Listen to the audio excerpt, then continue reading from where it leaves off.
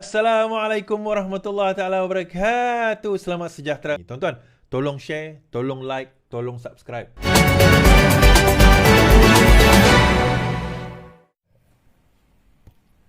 Azmin dilantik Ketua Pembangkang Selangor, Lau jadi Speaker. Ahli Dewan Undangan Negeri Hairul Kalam Muhammad Azmin dilantik sebagai Ketua Pembangkang. Pengumuman mengenai lantikan itu dibuat oleh Speaker Dewan Undangan Negeri Lau Weng San.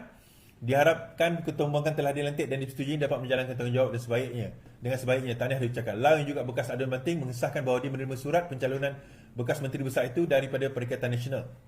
Jawatan Ketua Pembangkang sebelum ini dipegang oleh Adun Sungai Tawar dari BN, Rizam Ismail. Bagaimanapun, BN dan Pakatan Tawar bergabung. Lau hari ini dipilih sebagai Speaker setelah mendapat 34 undi.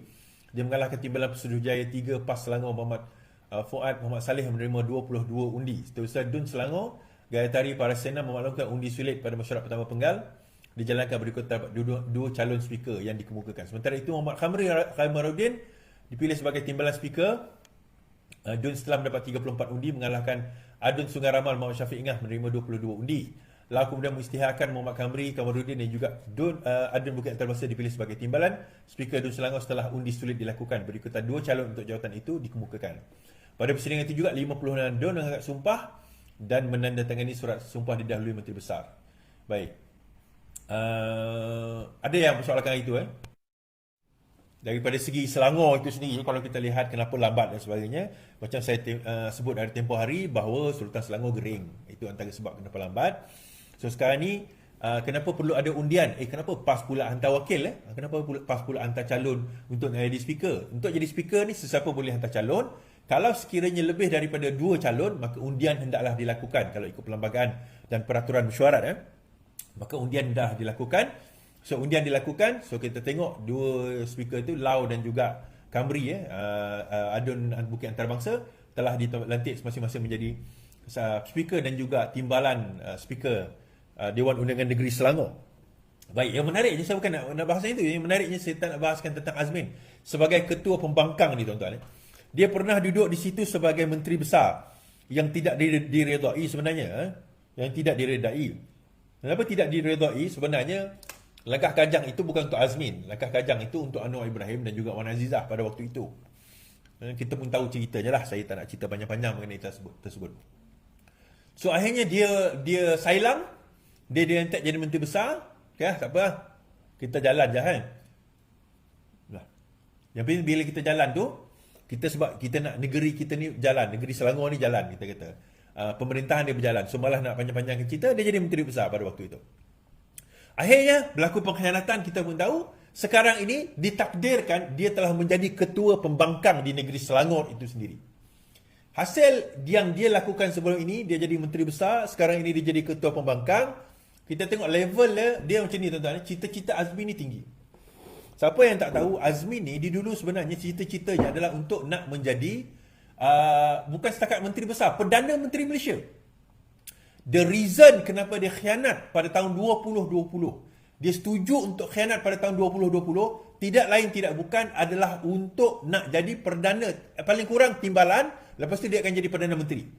Itu antara sebab kenapa dia entice, dia menggoda ramai orang-orang PKR pada waktu itu, Parti Keadilan. Dia kata, aku akan jadi timbalan Perdana Menteri. Aku akan jadi timbalan Perdana Menteri. Lepas ini, kau tengok. Aku akan jadi timbalan Perdana Menteri. Selepas itu jadi Perdana Menteri. Maka ikutlah aku masuk ke dalam parti yang kita khianati PKR ni. Kita bentuk kerajaan. Kita akan jadi Perdana Menteri.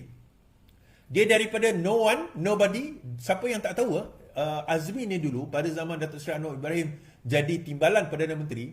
Kalau tak silap saya, dia hanyalah seorang setiausaha sulit. Pegawai biasa je. Pada masa tu umur dia dalam 20-an, maybe late 20s lah, late 20s. Lepas berlaku reformasi, dia pun ikut Datuk Seri Anwar Ibrahim, tapi dia kat belakang. Dia kata dia pernah kena tangkap ISA. Dia tak pernah kena tangkap ISA, dia tak pernah. Dia tak pernah melalui peristiwa tersebut. Orang berkempen pun muka dia tak ada kat situ. Tetapi bila bab merebut jawatan, bila bab nak jadi jawatan yang tinggi, dia antara orang yang ke depan. Bila menang 2018, dia antara orang yang mula-mula dilantik sebagai Menteri Besar. Kemudian dia tengok geng-geng lain semua dah jadi Menteri Kabinet. Dia terus pergi jumpa Mahathir dan dia letakkan nama dia. Akhirnya dilantik sebagai Menteri Ekonomi. Dia tak nak ke belakang, tuan-tuan. Dia akan sentiasa nak jadi orang yang ke depan dan sentiasa nak naik dan naik dan naik dan naik. So akhirnya apa yang berlaku, kita tahu kerajaan tumbang. Selepas itu dijatuhkan kerajaan, walaupun dia jadi Menteri Ekonomi, akhirnya dia tidak memiliki apa-apa. Daripada seorang yang Menteri Besar, nothing from Menteri Besar naik kepada Menteri Ekonomi, hampir menjadi timbalan Perdana Menteri, nama dia antara yang dicadangkan sebenarnya. Tetapi pada masa itu Barisan Nasional tak setuju. Dia mestilah timbalan itu datang daripada sama ada PAS ataupun UMNO pada waktu itu, gabungan dengan Bersatu pada waktu itu. Takkanlah Perdana Menteri bersatu, timbalan juga bersatu. Sebab itulah kenapa, kalau tuan-tuan perasan, kenapa Muhyiddin Yassin tak nak pada waktu itu lantik timbalan Perdana Menteri. Sehinggalah akhir sekali, barulah dia lantik siapa? Ismail Sabri. Awal-awal tu dia tak lantik sebenarnya timbalan Perdana Menteri. Kalau tuan-tuan ingat lah. Sebab berlaku pertikaian di antara Azmin yang nak jawatan timbalan Perdana Menteri, kemudian UMNO pun nak pada waktu itu, PAS pun nak pada waktu itu. Kan? Dan berlaku kemelut yang kita tahulah yang berlaku kemelut dan sebagainya. But point is, dia dah berada di satu kedudukan yang tinggi. Tetapi dia berada dalam kedudukan itu, dia berada dalam keadaan pengkhianatan. Dia mengkhianati sewaktu jadi menteri besar. Dia khianat. Sewaktu dia jadi naik ke atas jadi menteri kabinet dalam kerajaan Mahathir, pun dia khianat. Dia letak nama lain. Saya ingat lagi masa tu. Masa dia naik dan jatuh kerajaan, dia jadi menteri ekonomi sekali lagi, pun atas sebab dia khianat. Kan, atas sebab dia khianat, dia bukan menteri ekonomi, dia tukar jawatan pada masuk. Khianat. Selepas itu, lepas dia khianat, dia masuk bertanding, dia kalah. Dia bertanding, dia dun. Okey, dia menang. Akhirnya, Tuhan letak dia dekat situ sebagai ketua pembangkang. Ini simbol. Simbol apa, tuan-tuan? Tengoklah ketua pembangkang Selangor, itulah simbol kepada pengkhianatan. Tuan-tuan tengok muka dia hari-hari nanti, dalam Dewan Undangan Negeri Selangor, simbol kepada pengkhianatan. Kan? Orang Hulu Kelang yang undi dia, hadaplah. Tapi itulah dia, simbol kepada pengkhianatan. Muka itu yang akan menjadi simbol kepada pengkhianatan.